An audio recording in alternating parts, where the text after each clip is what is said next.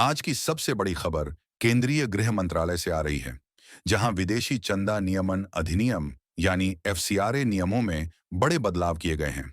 इन नए नियमों के तहत विदेशी फंडिंग प्राप्त करने वाले गैर सरकारी संगठन यानी एनजीओ अब कोई भी समाचार सामग्री प्रकाशित नहीं कर सकेंगे। यह कदम स्वतंत्र पत्रकारिता और अभिव्यक्ति की आजादी पर सवाल उठा रहा है। इस खबर को गहराई से जानने की जरूरत है।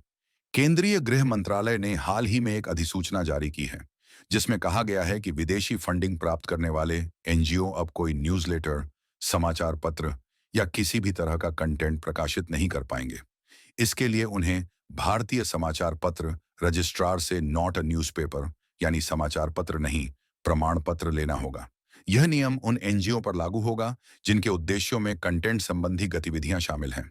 इसके अलावा विदेशी फंडिंग के लिए रजिस्ट्रेशन चाहने वाले एनजीओ को अब पिछले 3 सालों के वित्तीय विवरण और ऑडिट रिपोर्ट जमा करनी होंगी।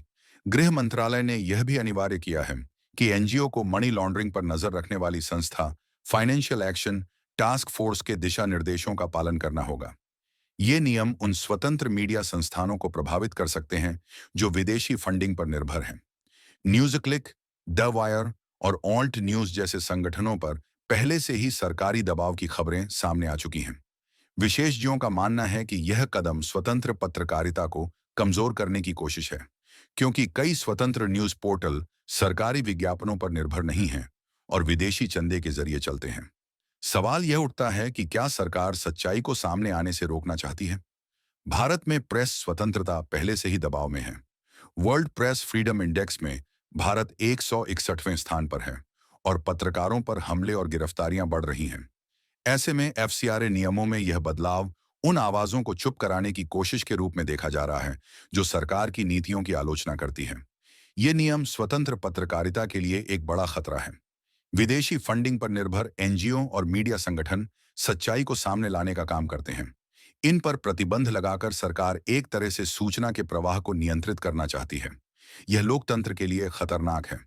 इन नियमों का असर उन एनजीओ पर पड़ सकता है जो सामाजिक मुद्दों, मानवाधिकारों और पर्यावरण जैसे विषयों पर काम करते हैं और साथ ही जनता को सूचित करने के लिए न्यूज़लेटर या डिजिटल कंटेंट प्रकाशित करते हैं।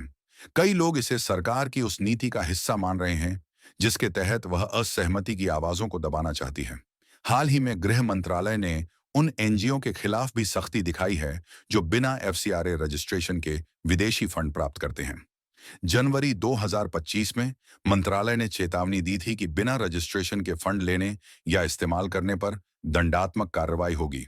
पिछले कुछ सालों में स्वतंत्र पत्रकारों और डिजिटल कंटेंट क्रिएटर्स पर हमले बढ़े हैं।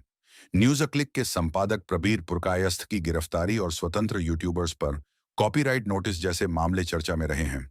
ऐसे में ये नए नियम पत्रकारिता के लिए और चुनौतियां खड़ी कर सकते हैं। कुछ लोग इस कदम को भारत विरोधी प्रचार पर रोक लगाने की कोशिश बता रहे हैं। सोशल मीडिया पर कुछ यूजर्स ने इसे सरकार की सर्जिकल स्ट्राइक करार दिया है, लेकिन आलोचकों का कहना है कि यह कदम प्रेस की स्वतंत्रता और लोकतंत्र के चौथे स्तंभ को कमजोर करेगा। यह स्पष्ट है कि गृह मंत्रालय के इस फैसले ने एक बार फिर भारत में प्रेस स्वतंत्रता और अभिव्यक्ति की आजादी पर बहस छेड़ दी है। सवाल यह है कि क्या ये नियम वाकई में पारदर्शिता और जवाबदेही के लिए हैं या फिर इनका मकसद सच्चाई को दबाना है? इस मुद्दे पर आपकी राय क्या है? हमें कमेंट्स में बताएं। इस वीडियो को लाइक और शेयर करें, चैनल को सब्सक्राइब जरूर करें।